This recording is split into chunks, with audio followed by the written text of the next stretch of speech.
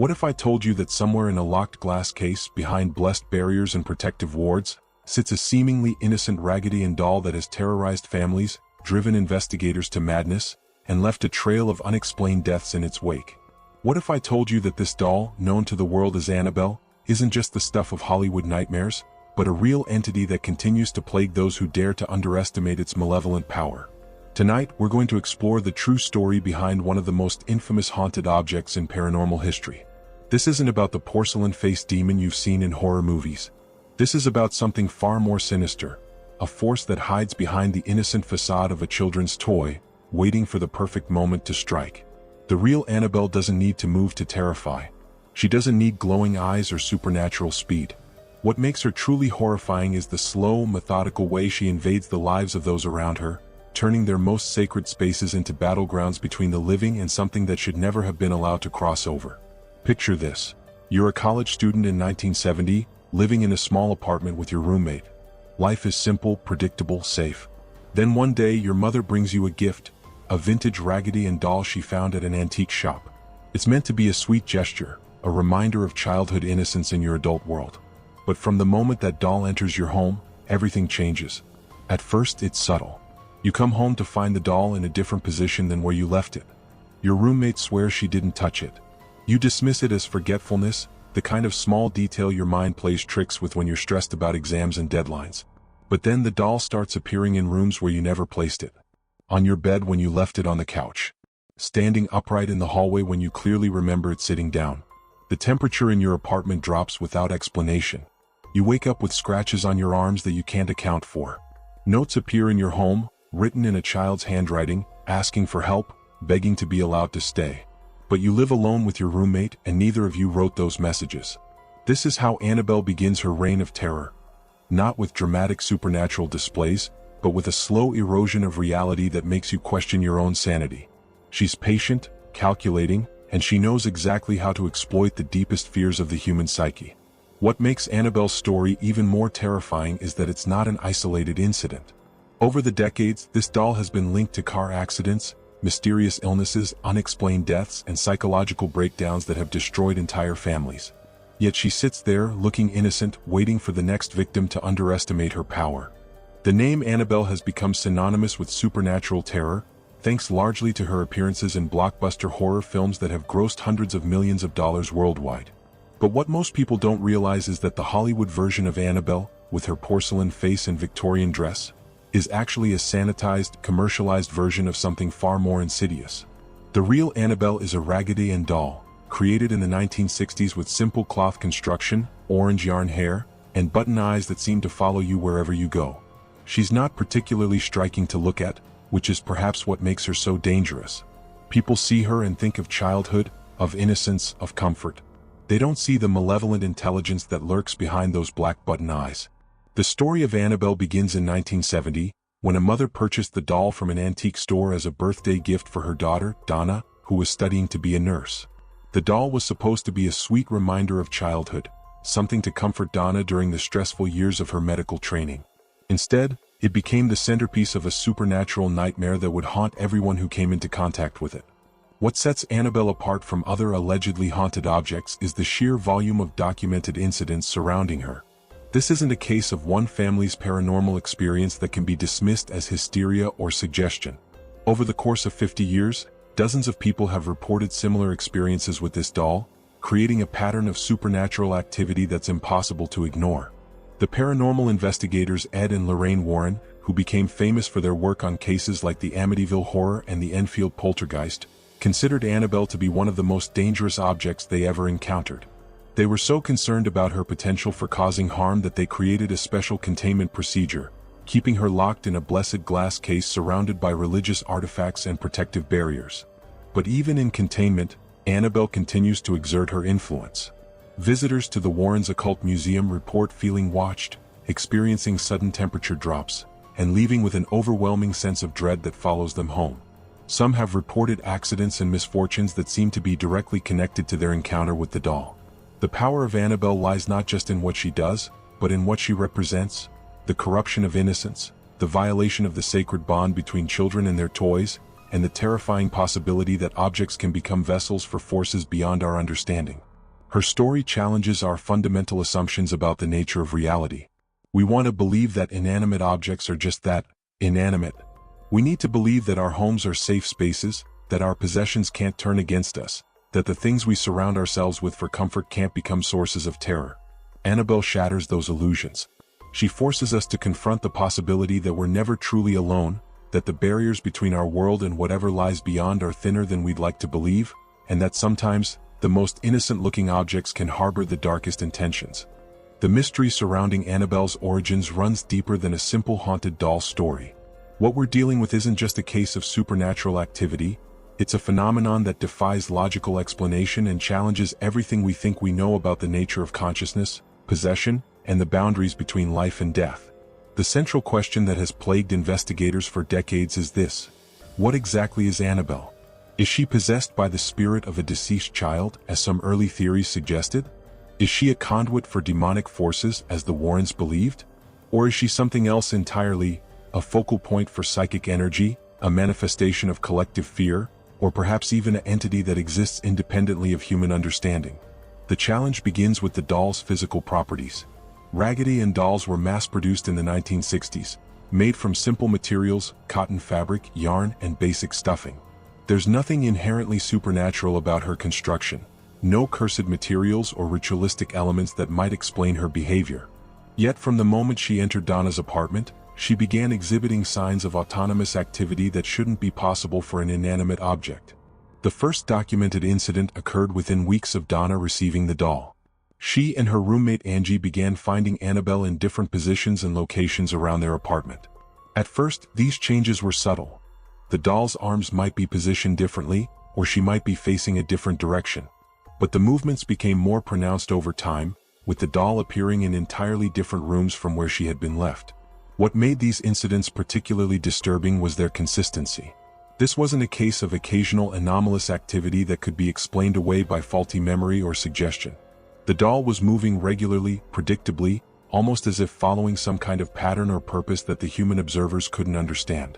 The challenge deepened when handwritten notes began appearing in the apartment. These messages, written in a child's handwriting on parchment paper, contained pleas for help and permission to stay in the apartment. The notes were signed Annabelle Higgins, supposedly the name of a 7-year-old girl who had died on the property years earlier. But here's where the mystery becomes truly unsettling.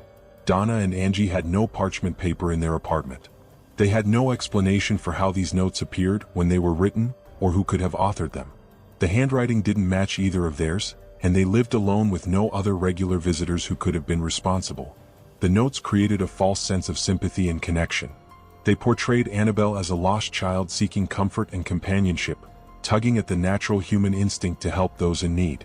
This emotional manipulation would prove to be one of the entity's most effective tactics, using our own compassion against us, making us willing participants in our own torment. As weeks turned into months, the activity escalated beyond mere displacement and note writing. The apartment's temperature would drop suddenly and inexplicably.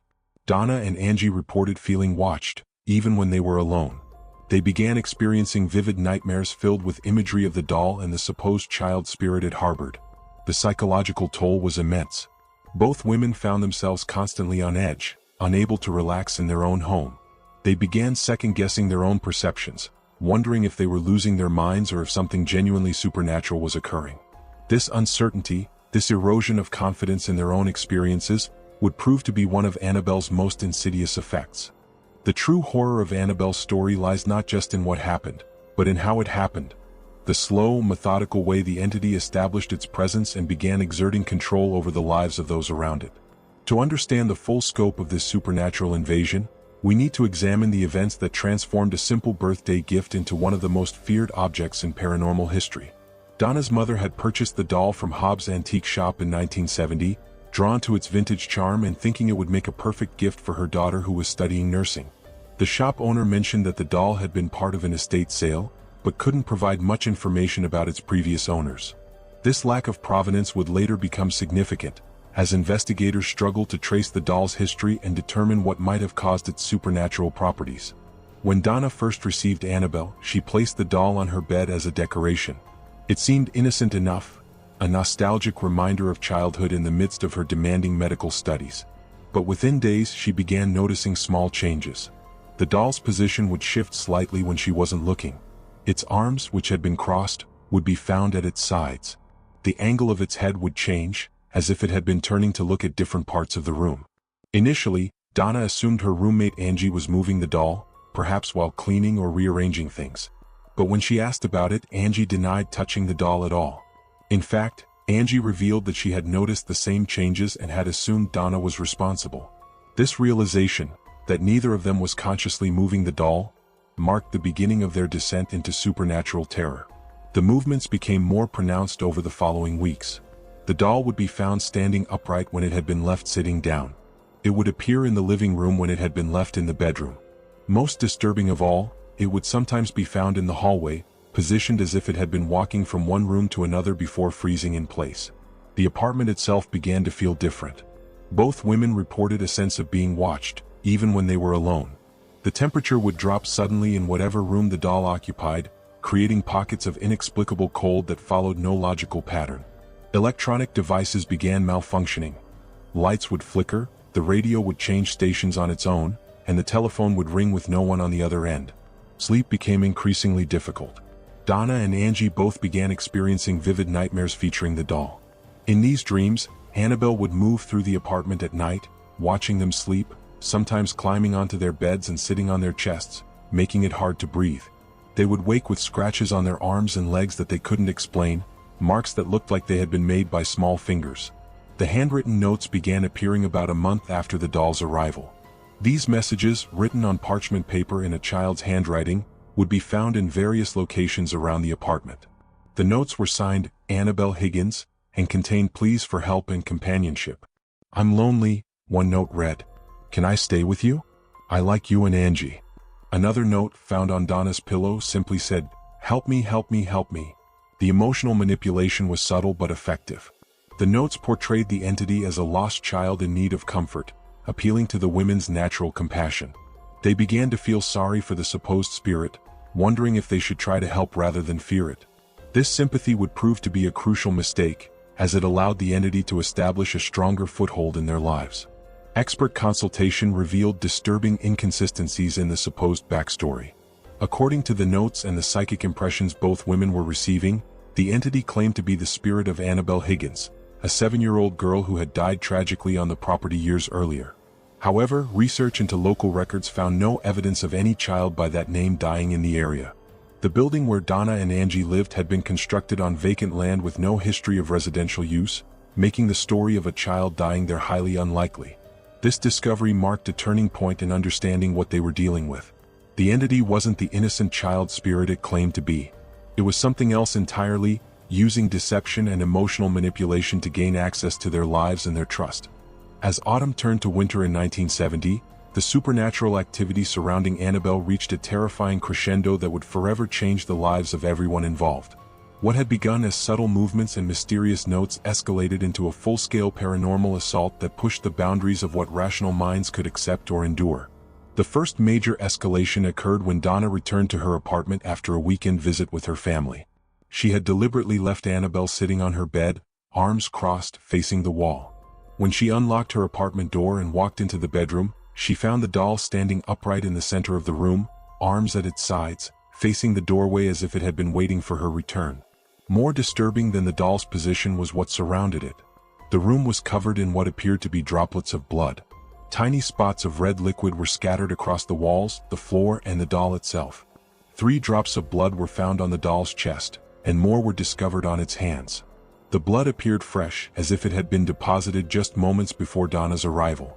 Medical analysis would later reveal that the blood was human, but it didn't match Donna's blood type, Angie's, or that of any frequent visitor to the apartment. Where the blood had come from remained a mystery that investigators could never solve. The incident marked a turning point.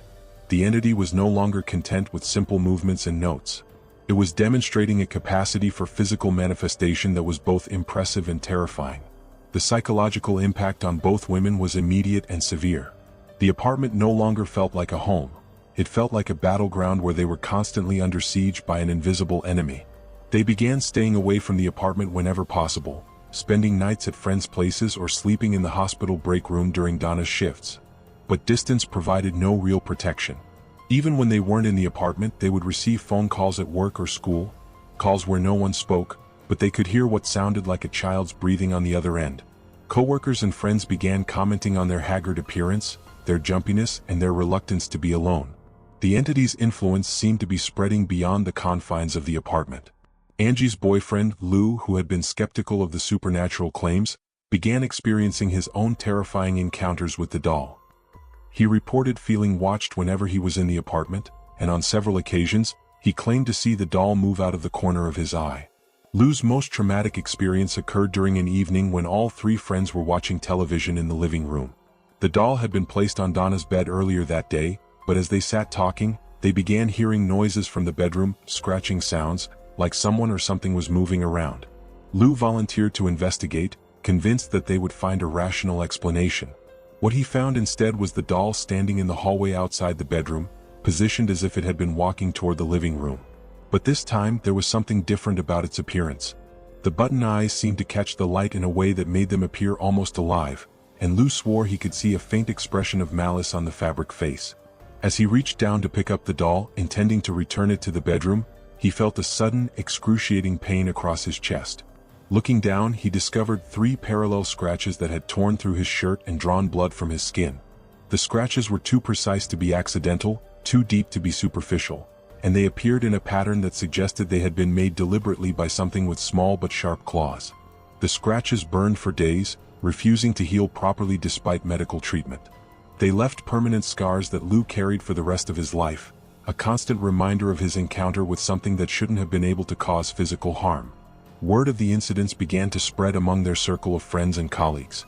Some people dismissed the stories as stress-induced hallucinations or elaborate hoaxes. Others became genuinely frightened and refused to visit the apartment. A few brave souls came to see the doll for themselves, but these visits often ended badly. One friend, a fellow nursing student named Maria, laughed at the stories and insisted on spending an evening alone with the doll to prove there was nothing supernatural about it. She positioned herself in the living room with Annabelle on the couch beside her, determined to catch any movement or unusual activity. Around midnight, she claimed to hear footsteps in the hallway, even though she was alone in the apartment. When she went to investigate, she found all the doors in the apartment standing open, including the front door, which had been locked and secured with a chain. Maria fled the apartment and never returned.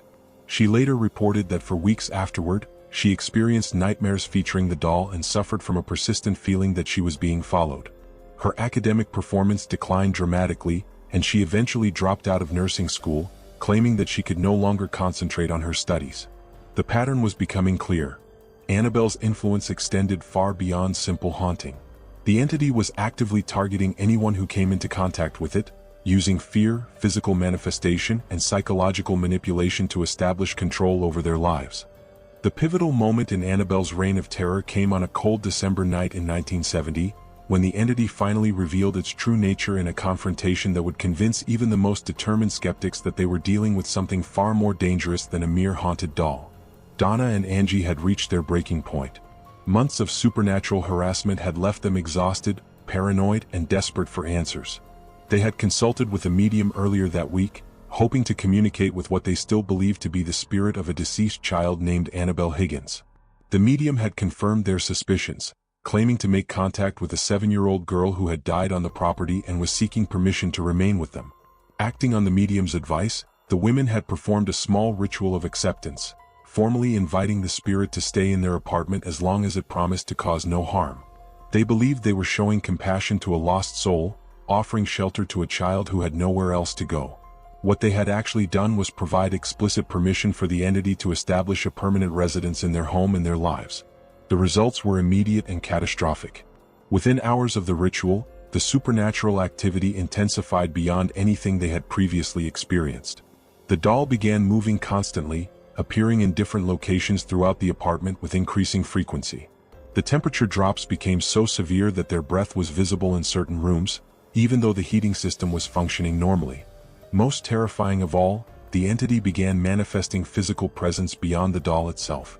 Both women reported seeing a tall, dark figure moving through their peripheral vision, always disappearing when they turned to look directly at it.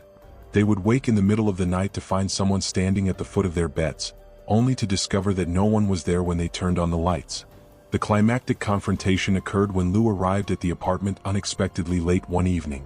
He had been having recurring nightmares about the doll since his scratching incident, dreams in which Annabelle would appear in his own apartment, moving through his bedroom at night, climbing onto his bed, and pressing down on his chest until he couldn't breathe.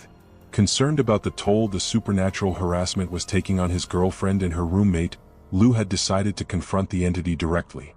He found Annabelle sitting on the living room couch, positioned as if she had been waiting for his arrival.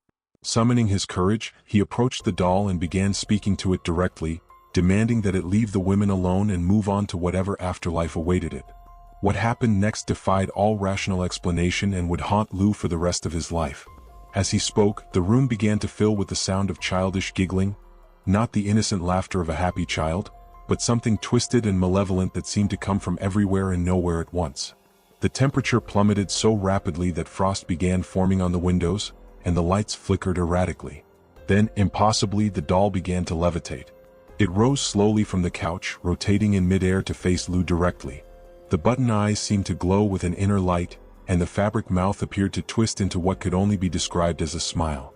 The doll remained suspended in the air for nearly 30 seconds, defying gravity and every law of physics, before suddenly dropping back onto the couch with a soft thud. But the display of supernatural power was far from over. As Lou stood frozen in terror, unable to process what he had just witnessed, the entity revealed its true nature in the most shocking way possible. The childish giggling transformed into something else entirely, a deep, guttural voice that seemed to come from the doll itself, speaking words that would forever change their understanding of what they were dealing with. "You think you know what I am," the voice said, each word dripping with malice and ancient hunger. "You think I'm some lost child seeking comfort and companionship. But I am neither lost nor a child. I am old, older than your civilization, older than your species' first tentative steps toward consciousness. I have been waiting, watching, learning, and now I have found the perfect vessels for my purposes." The voice continued, revealing that the entity had never been human. It was something far more sinister, a demonic presence that had been searching for a way to manifest in the physical world. The doll had become its anchor, its focal point for establishing a foothold in reality. The supposed spirit of Annabelle Higgins was a complete fabrication, a manipulation designed to gain sympathy and permission to remain in the apartment. "Every moment you've allowed me to stay, every ounce of compassion you've shown, every invitation you've extended has made me stronger," the voice explained. "Soon I will no longer need this crude physical form. I will be able to manifest directly, to walk among you, to influence your world in ways you cannot imagine." The revelation was devastating. Everything they had believed about their supernatural tormentor was a lie. They weren't dealing with a lost child spirit. They were harboring something that wanted to use their world as a staging ground for purposes too terrible to contemplate. The entity's final declaration was the most chilling of all.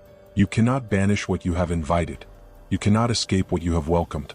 I am here now, and I will remain here until I have what I came for." The revelation of Annabelle's true nature sent Donna, Angie, and Lou into a state of absolute terror and desperation. They were no longer dealing with a haunting. They were harboring a demonic entity that had been using their compassion and fear to establish a permanent foothold in the physical world. Every day they delayed action was another day the entity grew stronger and more capable of manifesting its will. Recognizing that they were completely out of their depth, the three friends reached out to their local Episcopal priest, Father Hagen, hoping that religious intervention might provide the solution that conventional approaches had failed to deliver. Father Hagen listened to their story with a mixture of skepticism and growing concern. While he had encountered claims of supernatural activity before, the consistency and escalation of their experiences suggested something genuinely sinister. Father Hagen's first visit to the apartment convinced him that they were dealing with a genuine supernatural threat. Within minutes of entering the home, he reported feeling an overwhelming sense of malevolence and oppression. The temperature in the apartment was noticeably lower than the surrounding hallway, and he claimed to sense an invisible presence watching his every movement. When he approached the doll, which was sitting innocuously on the living room couch, Father Hagen experienced what he later described as one of the most terrifying encounters of his clerical career. As he began to recite preliminary prayers, the doll's head appeared to turn slightly as if tracking his movement. The button eyes seemed to focus on his face with an intensity that was impossible for an inanimate object to possess. Father Hagen attempted to perform a blessing on the apartment and the doll, but the entity's resistance was immediate and violent. The lights began flickering erratically, the temperature dropped even further, and objects throughout the apartment began moving on their own. Books fell from shelves, picture frames tilted at impossible angles, and the sound of scratching could be heard coming from inside the walls. Most unsettling of all, Father Hagen reported hearing the same deep, malevolent voice that Lou had encountered, speaking directly to him in what he recognized as Latin, specifically, blasphemous inversions of sacred prayers and biblical passages. The entity was not just resisting his intervention, it was mocking the very foundations of his faith. Realizing that he lacked the experience and authority to deal with such a powerful supernatural threat, Father Hagen contacted the Episcopal Church hierarchy and requested assistance from specialists in demonic activity. This request eventually led to the involvement of Ed and Lorraine Warren, paranormal investigators who had built their reputation on cases involving malevolent supernatural entities. The Warrens' investigation of Annabelle revealed the true scope of the threat they were facing.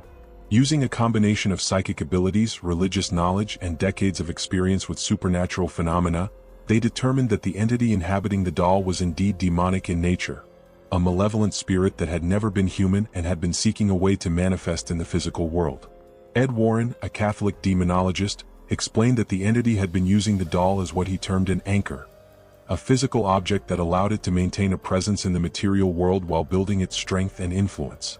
The compassion and fear of the apartment's residents had provided the emotional energy the entity needed to grow stronger, and their formal invitation during the medium's ritual had granted it explicit permission to remain. The Warren solution was both simple and complex. The doll needed to be removed from the apartment and placed in consecrated containment where its influence could be neutralized. However, the removal process itself posed significant risks. The entity would likely resist any attempt to separate it from its anchor, and the process of transportation could expose others to its malevolent influence. The actual removal of Annabelle from the apartment was a tense and dangerous operation. Ed Warren performed a preliminary exorcism ritual while Lorraine used her psychic abilities to monitor the entity's responses. The doll was carefully placed in a specially blessed container, surrounded by religious artifacts and protective symbols designed to limit its supernatural abilities. Even in containment, the entity continued to demonstrate its power. During the drive to the Warrens' home, their car experienced multiple mechanical failures that nearly resulted in serious accidents. The engine stalled repeatedly, the brakes failed at a crucial intersection, and the steering wheel became difficult to control. Ed Warren was forced to stop the car and perform additional blessing rituals before they could safely complete the journey. The final step in neutralizing Annabelle's threat was the construction of a special containment case in the Warrens' occult museum. The doll was placed behind blessed glass, surrounded by religious artifacts, holy water, and protective symbols from multiple faith traditions. Regular blessing ceremonies were performed to maintain the barriers that kept the entity contained. But even in her secure containment, Annabelle continued to exert her malevolent influence. Visitors to the occult museum reported feeling watched, experiencing sudden temperature drops, and leaving with an overwhelming sense of dread. Some visitors reported accidents and misfortunes that seemed to be directly connected to their encounter with the doll. The most famous incident occurred when a young man visiting the museum mocked Annabelle's reputation, laughing at the warnings and even banging on her case. Ed Warren immediately escorted him from the building and warned him to drive carefully. The young man was killed in a motorcycle accident just hours later, crashing at the same spot where he had dismissed the doll's power. The story of Annabelle forces us to confront uncomfortable questions about the nature of reality, the boundaries between the physical and supernatural worlds, and the terrifying possibility that some entities exist beyond our understanding or control. What makes her case so compelling isn't just the dramatic supernatural manifestations, but the methodical way the entity exploited human compassion and curiosity to establish its presence in our world. Today, more than 50 years after her initial manifestation, Annabelle remains contained in the Warrens' Occult Museum, a testament to both the reality of supernatural threats and the effectiveness of proper containment procedures. The museum receives thousands of visitors each year, drawn by curiosity about the paranormal and the desire to see one of the world's most famous haunted objects. Yet even in her secure containment, surrounded by blessed barriers and protective artifacts, Annabelle continues to exert her influence. Security cameras have captured unexplained movements within her case. Visitors report feeling an overwhelming sense of being watched, and some leave with scratches or marks that they cannot explain. The entity's malevolent presence remains as strong as ever, contained but not destroyed, waiting for any opportunity to extend its reach once again. The psychological impact of Annabelle's story extends far beyond the original victims.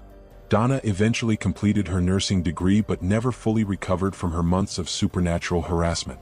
She reported difficulty sleeping, persistent nightmares, and an inability to feel comfortable around dolls or children's toys.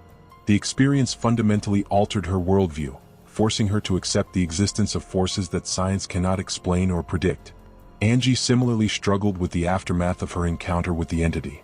The constant state of fear and hypervigilance she experienced during the months of supernatural activity left lasting psychological scars. She became reluctant to live alone, unable to trust her own perceptions, and deeply suspicious of any unusual occurrences in her environment. Lou's physical scars from his encounter with the entity served as a permanent reminder of his brush with the supernatural. The scratches never fully healed, remaining visible for the rest of his life as 3 parallel lines across his chest. More significantly, the experience shattered his rational, skeptical worldview and left him with a profound respect for forces beyond human understanding. The broader implications of Annabelle's story are equally unsettling. If a simple doll can become a vessel for demonic activity, what other everyday objects might harbor similar threats? How many antique shops, estate sales, and secondhand stores contain items with dark histories that could bring supernatural danger into unsuspecting homes? The case also raises questions about the nature of invitation and permission in supernatural encounters. The entity's power seemed to grow significantly after the residents formally invited it to stay, suggesting that our consent might play a crucial role in supernatural manifestations. This possibility is both empowering and terrifying. If our permission grants supernatural entities access to our lives, then our understanding of personal boundaries and spiritual protection becomes critically important. Perhaps most disturbing is the entity's demonstrated ability to deceive and manipulate human emotions. By presenting itself as a lost child in need of help, it exploited the natural human instinct to show compassion to those who are vulnerable. This manipulation turned the victim's greatest strength, their empathy, into a weapon against them. The story of Annabelle serves as a cautionary tale about the dangers of underestimating supernatural threats and the importance of seeking proper help when confronted with unexplained phenomena. It reminds us that not all supernatural entities are benevolent, that some may actively seek to harm or manipulate human beings, and that the appearance of innocence can mask the darkest intentions. For those who encounter unexplained phenomena in their own lives, Annabelle's story offers both warning and guidance. It demonstrates the importance of taking supernatural activity seriously, seeking help from qualified experts, and never assuming that seemingly harmless manifestations will remain harmless indefinitely. The doll continues to fascinate and terrify new generations of people interested in the paranormal. Her story has been adapted into multiple films, books, and documentaries, each adding new layers to her mythology while the real Annabelle remains locked away, a constant reminder that some forces in our world operate beyond the boundaries of conventional understanding. As we conclude this exploration into one of the most documented cases of supernatural possession in modern history, I want to hear from you. Have you ever encountered objects that seem to possess an unusual or unsettling presence? Do you believe that inanimate items can become vessels for supernatural entities, or do you think there are rational explanations for the phenomena surrounding Annabelle? Share your thoughts, experiences, and theories in the comments below. Your insights and personal stories add valuable perspectives to our understanding of these mysterious phenomena. And if you found this deep dive into Annabelle's true story as fascinating and terrifying as I did, make sure to subscribe to the channel and hit that notification bell. We have many more explorations into the darkest corners of the paranormal world coming your way, each one designed to challenge your assumptions about reality and the forces that operate just beyond our perception. Until next time, remember that the world is full of mysteries that science has yet to explain, and sometimes the most innocent-looking objects can harbor the darkest secrets. Sweet dreams and keep watching the shadows.